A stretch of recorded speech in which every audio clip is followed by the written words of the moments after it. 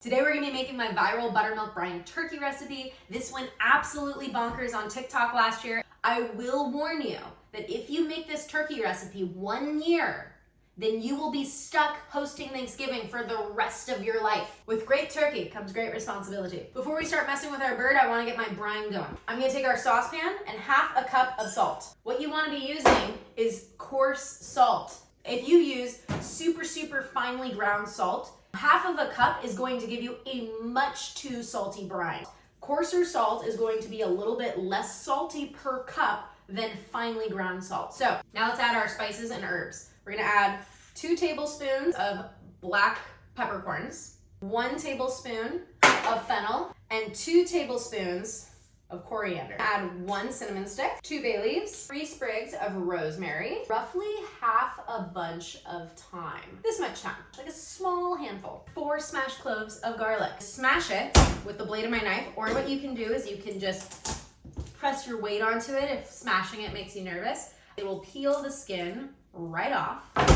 Smashing the garlic like this allows you to have more garlicky essence because you have more surface area of the garlic exposed to the liquids. Add 1 quart of water. That's also the same thing as 4 cups. So now we've got this beautiful little medley of herbs and spices. I'm gonna throw this onto the stove to bring to a simmer to help dissolve the salt and infuse the flavors. Once our salty solution has come to a simmer, you're gonna want that to come all the way down to room temperature because we do not want to be mixing hot liquid with buttermilk, otherwise it's going to curdle. I'm going to remove this from the heat. I'm going to put it on a cold burner, uncovered. If you keep the lid on the pot, that's going to retain heat. You want it exposed so it can cool off quickly. Maybe give it a stir or 2. Now at this point you have 2 options. You can just sit back and relax because you're roasting your bird whole, or we can spatchcock our turkey, which will not only cut our cooking time in half, but it will also allow us to use the backbone for gravy. If you are unfamiliar with how to spatchcock, not a problem. I've got a whole video dedicated to it, and I'll probably put it like somewhere above my head. Go zip on over to that video, and I'll see you right back in a second. All right, now that our bird is all ready to go, I'm gonna put her in the brine bag. The reason I love the brine bag is because rather than put everything in a pot,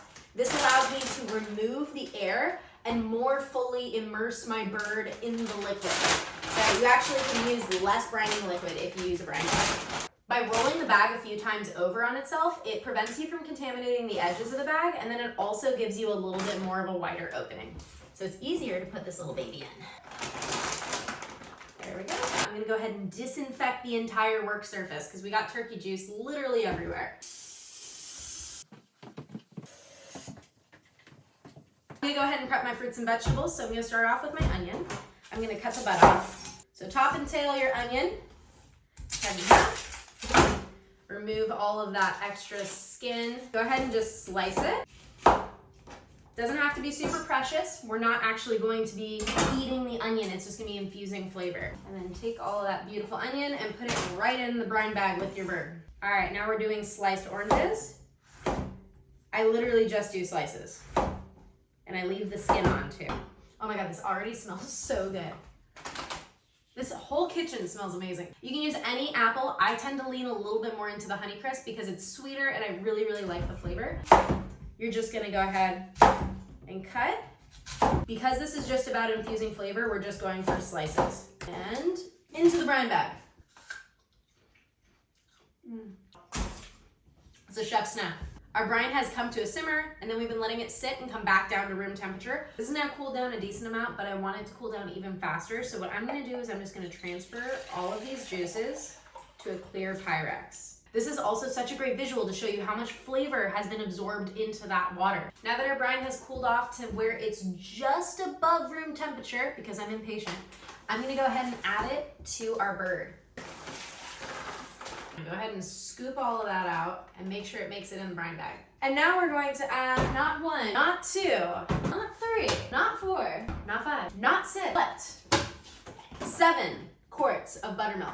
It's a lot, but trust me, it's worth it. If you're gonna be cooking more than 1 turkey, you can use the same quantity of brine so long as both birds are submerged. If you're gonna do that, I would recommend quartering your turkey because then all the pieces can kind of meld together. It makes it easier to submerge in the brine. Another reason why I love having the pan underneath the brine bag is it helps give it some support. So that way, while I'm pouring my buttermilk in, the bag doesn't decide to topple over and spill all over my countertop.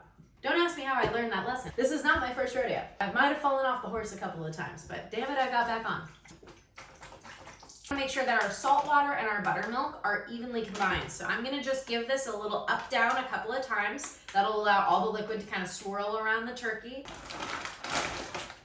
Now what we wanna do is remove as much oxygen as possible and seal off our bag so that way she is good to go.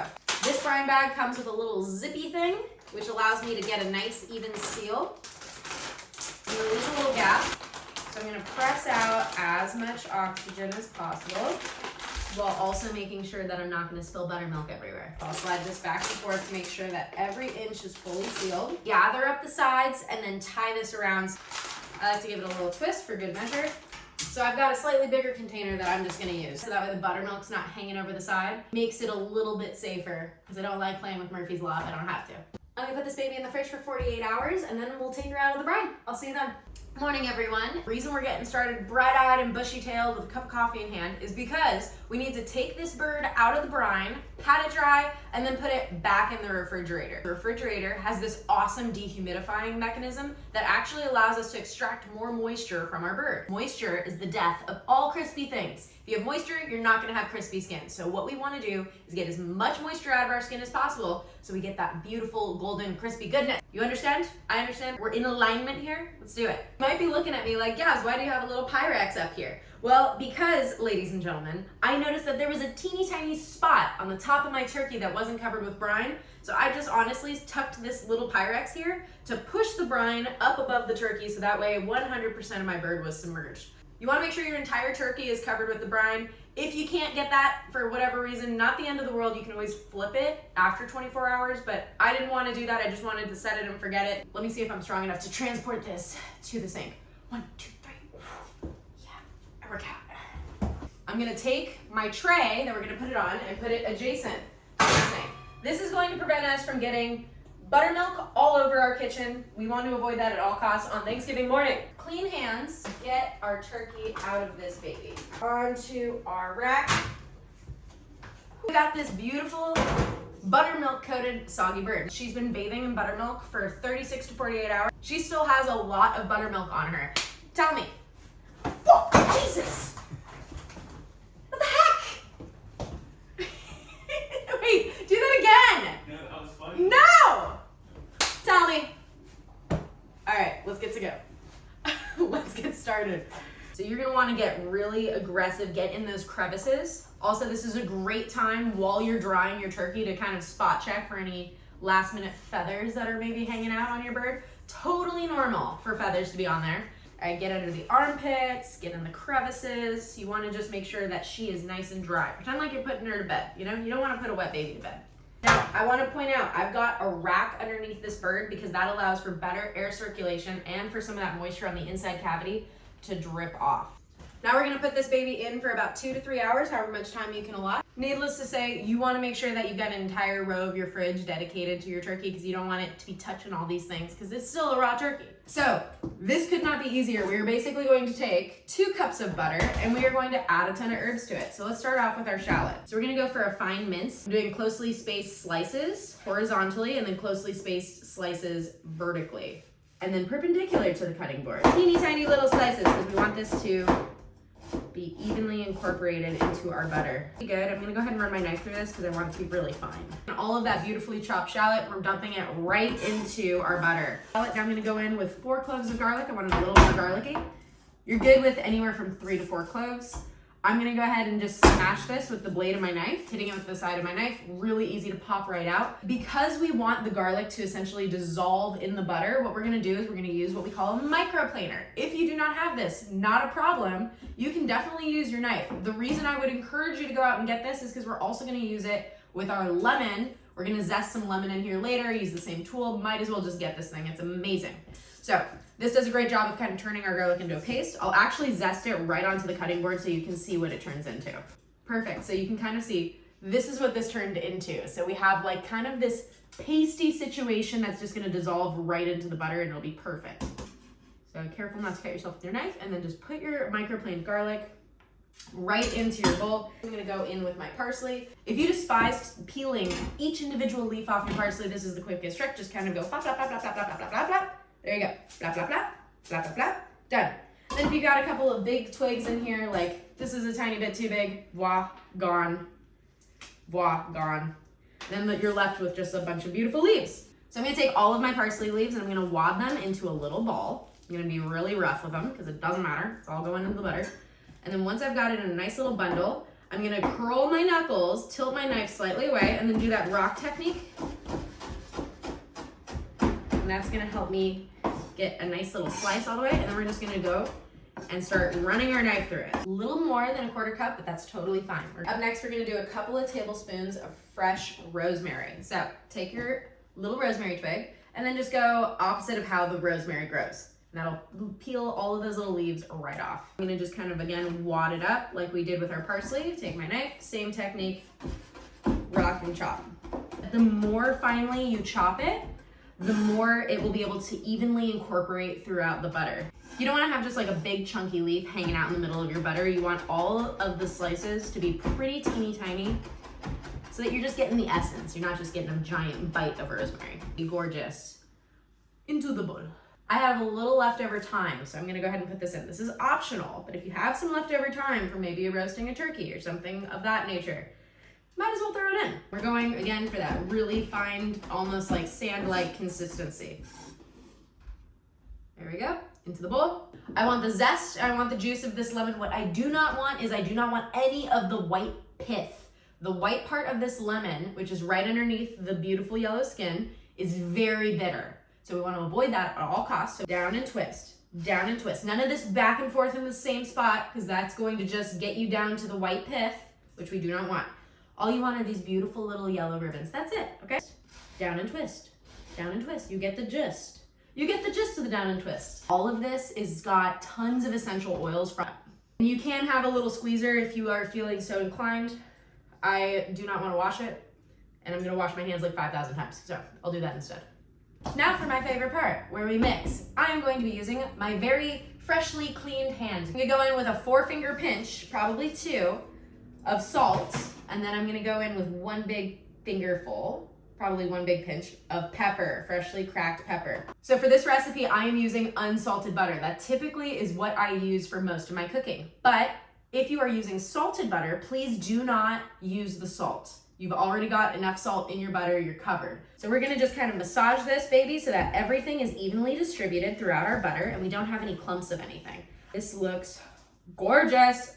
Oh my God, like, oh, it smells so good.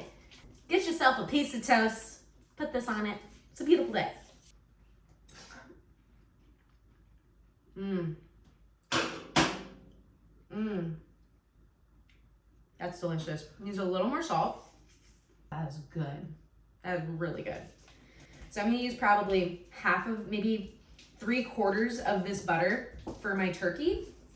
And then I'll probably allocate 1/4 of it just to roll into a log.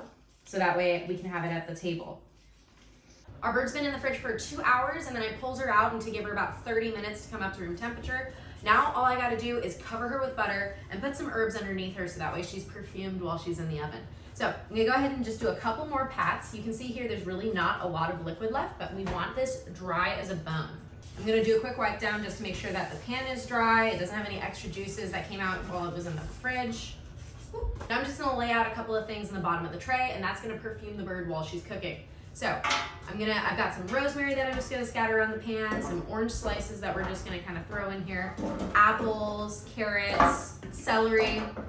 Actually, one thing that I'm missing here that I need to get is an onion. As our turkey has the drippings released, it's going to mix with all of these great flavors that we have in the bottom of the pan, and we can use that for our gravy later. All right, and now I'm gonna just scatter my onion pieces all over this situation. Onion's one of the most important aromatics. So now I'm taking my secret weapon, which is compound butter, and I'm gonna lather her all over with this. We're gonna get on top of the skin, under the skin, in her cavity. Literally every single inch of her is gonna be covered in compound butter. And I'm gonna save a little bit of leftover also because we can use it to baste her while she's in the oven, while we're waiting for those juices to come out.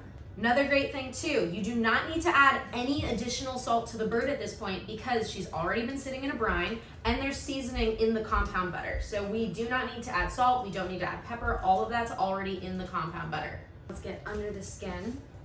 So when you're getting under the skin, you just wanna gently use 1 finger to go underneath, make a little bit of room, and you take some butter, you put her in, and then you just smooth it out. You're just gonna smooth it out and kind of press it into the bird. So now she's got moisture on the outside and on the inside. Work your hand up and gently loosen it.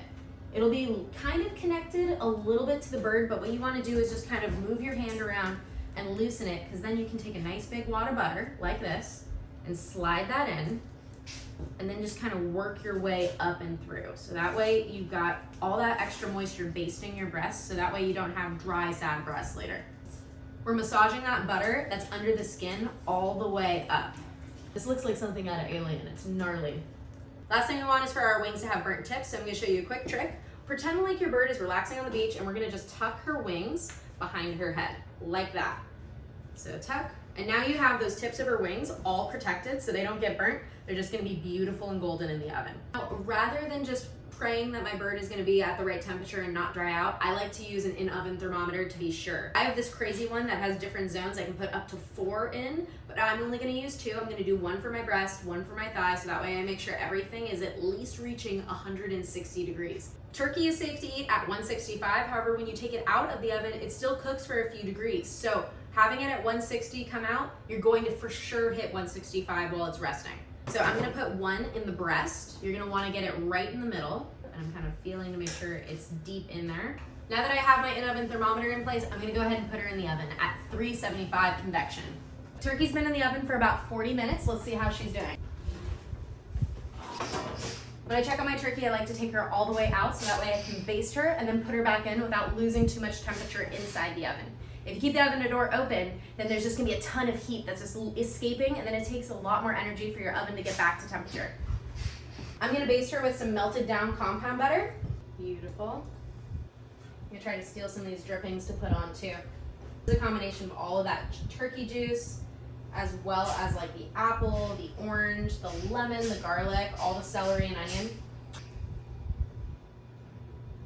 Now she's basted. The other thing I wanna keep an eye out is to make sure there's no hot spots on my bird. So I can see that right here is getting a lot of heat, and same thing on part of the leg. So what I'm gonna do is I'm gonna create a foil shield. So this will prevent certain parts of the bird from getting too brown. So right here, that section will now be covered so it doesn't get too crispy.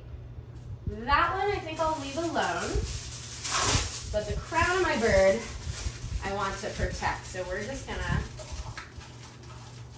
give her a little hat to prevent this one spot from getting too dark. Now that my baby is basted, she's going back in the oven.